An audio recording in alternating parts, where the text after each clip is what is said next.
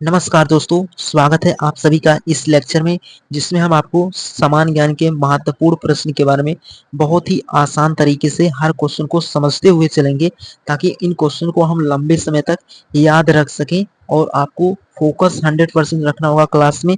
तब जाकर आप बेहतर तरीके से इन क्वेश्चंस को समझ पाएंगे। सभी एग्जाम के पॉइंट ऑफ व्यू से इंपॉर्टेंट है। शुरू करते हैं पहले क्वेश्चन के साथ, क्योंकि आपको हर क्वेश्चन को फोकस से देखना होगा, तब आप लंबे समय तक इन क्वेश्चन को समझ पाएंगे। तो पहला क्वेश्चन क्या कहता है उसको आपको समझना होगा। तो पहला क्वेश्चन इसमें इस तरीके से आपसे एग्जाम में पूछता है कि इसमें क्वेश्चन का लेवल इजी एंड अच्छे लेवल दोनों के क्वेश्चन है, तो आपको समझना होगा। पहला क्वेश्चन है, बोल रहा है कि भारत की राजधानी क्या है। तो भारत की जो राजधानी है, आपको ये समझ आ गया होगा कि जो भारत की राजधानी है वो नई दिल्ली है। ये आपको क्लियर होना चाहिए, बहुत इंपॉर्टेंट है।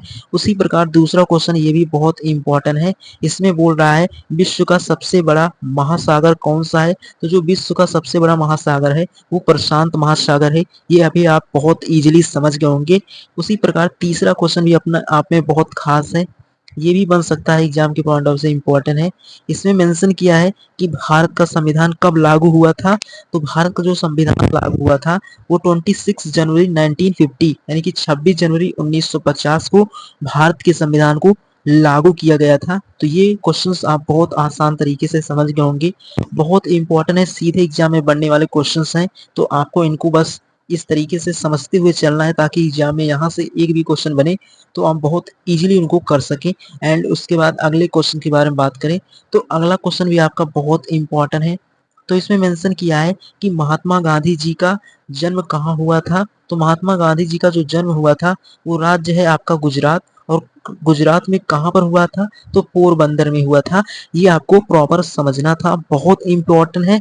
एंड उसके बाद अगला क्वेश्चन ये भी बहुत इंपॉर्टेंट है। इसमें मेंशन किया है कि सौर मंडल का सबसे बड़ा ग्रह कौन सा है। तो सौर मंडल का सबसे बड़ा जो ग्रह है वो बृहस्पति ग्रह है, जो कि सौर मंडल का सबसे बड़ा ग्रह है। ये आपको क्लियर होना चाहिए, बहुत इंपॉर्टेंट है। एंड उसी प्रकार अगला क्वेश्चन ये भी इंपॉर्टेंट है। इसमें मेंशन किया है कि ताजमहल किसने बनवाया था। तो ताजमहल शाहजहां ने बनवाया था, ये आपको समझना होगा। तो इस तरीके से ओवरऑल आप इन क्वेश्चन को भी बहुत आसान तरीके से समझ गए होंगे। आपको समझते हुए चलना है ताकि एग्जाम में यहाँ से एक भी क्वेश्चन बने तो आप उनको बहुत इजीली कर सके, क्योंकि कभी कभी ऐसा होता है एग्जाम में, आप प्रेशर इतना होता है एग्जाम का कि आप इजी क्वेश्चन को भी रॉन्ग कर देते हैं। तो ये इन गलतियों से बचना होगा, आपको फोकस 100% रखना, तब जाकर आप बेहतर कर पाएंगे एग्जाम में बनने वाले क्वेश्चंस को। उसके बाद अगले क्वेश्चन के बारे में बात करते हैं। तो अगला क्वेश्चन भी ये भी बहुत इंपॉर्टेंट है। इसमें मेंशन किया है कि भारत का सबसे लंबी नदी कौन सी है। तो गंगा नदी जो है वो भारत की सबसे लंबी नदी है। ये आपको प्रॉपर समझ होना चाहिए। एंड उसी प्रकार आठवें क्वेश्चन के बारे में बात करें तो विश्व की सबसे ऊंची चोटी कौन सी है। तो माउंट एवरेस्ट, जो कि विश्व की सबसे ऊंची चोटी में आती है, ये आपको क्लियर होना चाहिए। एंड उसी प्रकार अगला क्वेश्चन ये भी बहुत इंपॉर्टेंट है। इसमें मेंशन किया है कि भारत की पहली महिला राष्ट्रपति कौन थी। तो प्रतिभा पाटिल जो थी वो आपकी पहली भारतीय महिला थी जो राष्ट्रपति बनी थी, वो प्रतिभा पाटिल है। ये आपको क्लियर होना चाहिए। तो उम्मीद करता हूँ आप इन क्वेश्चंस को बहुत आसान तरीके से समझ गए होंगे। अभी तक जितने भी क्वेश्चन आए हैं वो हर एक एग्जाम में बनने वाले क्वेश्चंस हैं और इसी तरीके से बनते हैं। आप जब प्रीवियस ईयर क्वेश्चन को देखेंगे, आप उनको जब रिवाइज करेंगे तो आपको प्रॉपर यहाँ से क्वेश्चन देखने को मिलेंगे। एंड उसके बाद अगले क्वेश्चन के बारे में बात करें तो अगला क्वेश्चन आता है, क्रिकेट में एक सदी यानी कि क्रिकेट में अगर सेंचुरी कितने रन पर होती है। तो जो क्रिकेट होता है उसमें सेंचुरी आपका 100 रन पर होता है, ये आपको क्लियर होना चाहिए। एंड उसी प्रकार अगला क्वेश्चन ये भी बहुत इंपॉर्टेंट है। इसमें मेंशन किया है कि भारतीय स्वतंत्रता संग्राम में लाल किला झंडा किसने फहराया था। तो नेता जो है नेताजी सुभाष चंद्र बोस ने भारतीय स्वतंत्रता संग्राम में लाल किला झंडा फहराया था, ये आपको क्लियर होना चाहिए, बहुत इंपॉर्टेंट है। और ये तो और भी इंपॉर्टेंट है। ये जो 12th नंबर क्वेश्चन है इसमें मेंशन किया है कि जो विश्व संगठन यानी कि आपका जो विश्व स्वास्थ्य संगठन WHO का मुख्यालय कहाँ है। तो आपका स्विट्जरलैंड जिनेवा में है। ये आपको क्लियर होना चाहिए। ये भी क्वेश्चंस बहुत इंपॉर्टेंट है, सीधे एग्जाम में छपने वाले क्वेश्चंस हैं और हर एक एग्जाम के पॉइंट ऑफ व्यू से इंपॉर्टेंट है। आप किसी भी एग्जाम की तैयारी कर रहे हैं, बस अगर आपके एग्जाम में जीके के क्वेश्चंस बनते होंगे तो आपके एग्जाम के पॉइंट ऑफ व्यू से क्लास इंपॉर्टेंट है और बहुत इंपॉर्टेंट है, क्योंकि इस तरीके से ही क्वेश्चन आते हैं। आपको अगर सब कुछ समझ में आ रहा हो तो कमेंट बॉक्स में जरूर बताना। अगर आपको किसी भी क्वेश्चन में परेशानी हो तो आप कमेंट बॉक्स में मेंशन कर सकते हैं और अपने सभी फ्रेंड के साथ शेयर करना, ताकि वो भी अपनी तैयारी को और बेहतर कर सके, ताकि आने वाले एग्जाम को बहुत इजीली टारगेट कर सके। एंड उसके बाद अगले क्वेश्चन के बारे में बात करें तो अगला क्वेश्चन भी अपना बहुत इंपॉर्टेंट है। तो इसमें मेंशन किया है कि भारत के पहले प्रधानमंत्री कौन थे। तो जो भारत के पहले प्रधानमंत्री थे वो आपके जवाहरलाल नेहरू हैं, वो भारत के पहले प्रधानमंत्री हैं। ये आपको क्लियर होना चाहिए। तो इस तरीके से आप इस क्वेश्चन को भी बहुत आसान तरीके से समझ गए होंगे। एंड उसके बाद 14 नंबर क्वेश्चन, ये भी अपने आप में खास है। इसमें बोला है कि पृथ्वी यानी जो पृथ्वी है आपकी, पृथ्वी से सबसे नजदीक ग्रह कौन सा है। तो शुक्र ग्रह जो है वो पृथ्वी से सबसे नजदीक ग्रह है। एंड उसी प्रकार ये क्वेश्चन भी बहुत इंपॉर्टेंट है। इसमें मेंशन किया है कि भारत का राष्ट्रीय पक्षी कौन सा है। तो भारत का जो राष्ट्रीय पक्षी है वो आपका मोर है। ये भी आपको समझना था, बहुत इंपॉर्टेंट है। इन सभी क्वेश्चन को समझने के पॉइंट ऑफ व्यू से क्वेश्चंस बहुत इंपॉर्टेंट होते हैं।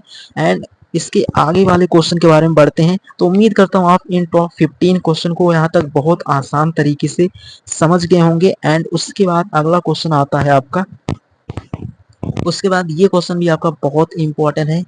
इसमें मेंशन किया है कि कंप्यूटर का जनक किसे माना जाता है। तो जो कंप्यूटर के जनक हैं वो चार्ल्स बेबेज हैं। ये आपको प्रॉपर समझना था। एंड उसके बाद 17 नंबर क्वेश्चन है। इसमें मेंशन किया है कि भारत की सबसे लंबी सीमा किस देश से है। तो बांग्लादेश जो है भारत की सबसे लंबी सीमा है, वो बांग्लादेश है। एंड उसी प्रकार 18 नंबर क्वेश्चन जो कि अपने आप में खास है। इसमें मेंशन किया है कि तीसरे विश्व युद्ध में कौन से, यानी कि जो तीसरा विश्व युद्ध हुआ था कौन लड़े थे उसमें। तो अभी तक कोई तीसरा विश्व युद्ध नहीं हुआ है। ये आपको क्लियर होना चाहिए, बहुत इंपॉर्टेंट है। सीधा एग्जाम में बनने वाले क्वेश्चन है।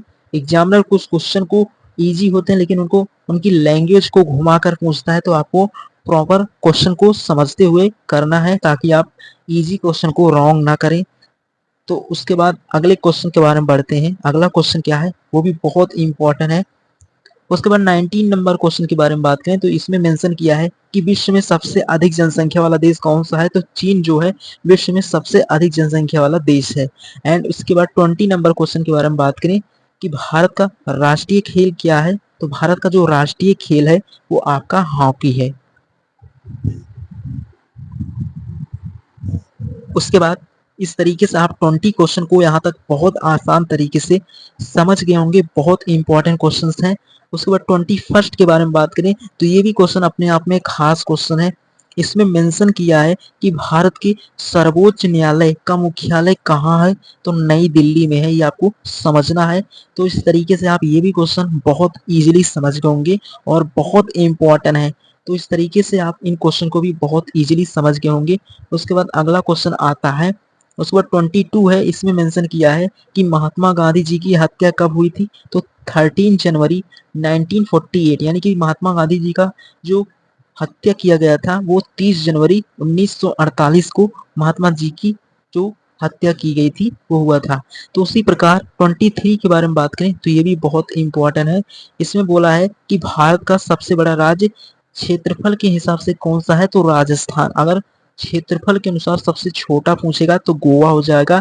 इस दोनों क्वेश्चन को आप हमेशा याद रखना। अगर छोटा पूछेगा तो बड़ा भी आपको क्लियर होना चाहिए। तो इस तरीके से आप ये समझ गए होंगे। उसके बाद 24 है, यहाँ पर मेंशन किया है। ये भी क्वेश्चन अपने आप में बहुत रिपीटेड क्वेश्चन है, क्योंकि इस तरीके से क्वेश्चंस को जरूर पूछते हैं एग्जाम में कि गांधी जी ने दांडी मार्च कब किया था। तो 1930 यानी कि 1930 को गांधी जी ने दांडी मार्च किया था। ये आपको क्लियर होना चाहिए। तो उम्मीद करता हूँ अभी तक 24 क्वेश्चन आप बहुत इजीली 100% फोकस के साथ समझ गए होंगे। अगर आपका फोकस सामने रहेगा तो ऐसा हो ही नहीं सकता कि आप क्वेश्चंस को ना समझ सकें। इसलिए आप फोकस हमेशा 100% रखना, तो क्वेश्चन को बेहतर तरीके से आप समझ पाएंगे। एंड उसके बाद अगले क्वेश्चन के बारे में बात करें तो अगला क्वेश्चन भी अपने आप में खास क्वेश्चन है।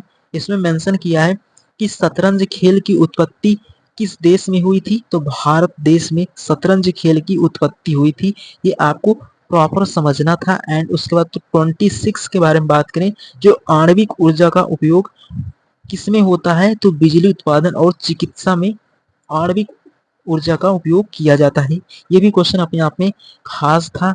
एंड उसके बाद 27 नंबर क्वेश्चन, ये भी अपने आप में इम्पोर्टेंट है।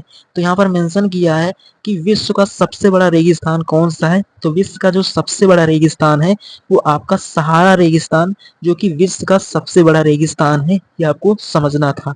तो उम्मीद करता हूँ आप 27 क्वेश्चन तक बहुत इजीली समझ गए होंगे। बहुत इंपॉर्टेंट क्लास है। एंड उसके बाद अगले क्वेश्चन के बारे में बात करें, तो अगला क्वेश्चन भी अपने आप में खास है। तो अगला 28 के बारे में बात करें, तो इसमें मेंशन किया है कि भारत की सबसे ऊंची जलप्रपात कौन सा है? तो जो जलप्रपात है वो मेघालय राज्य में है। उसका नाम क्या है?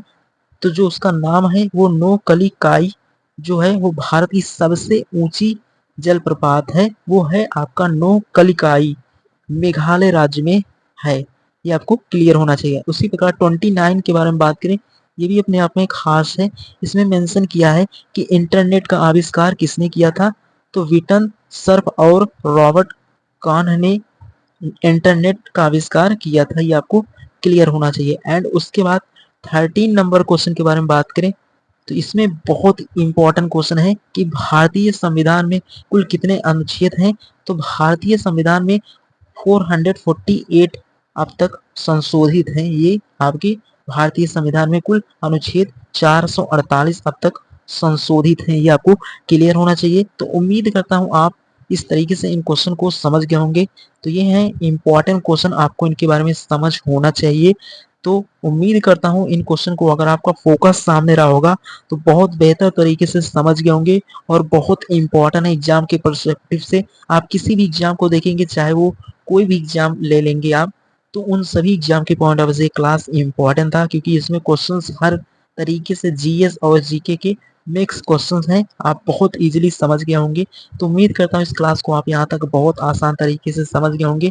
अब मिलेंगे नेक्स्ट लेक्चर में, जहाँ पर इसके आगे एक नए टॉपिक के बारे में आपको बहुत आसान तरीके से एक्सप्लेन करेंगे।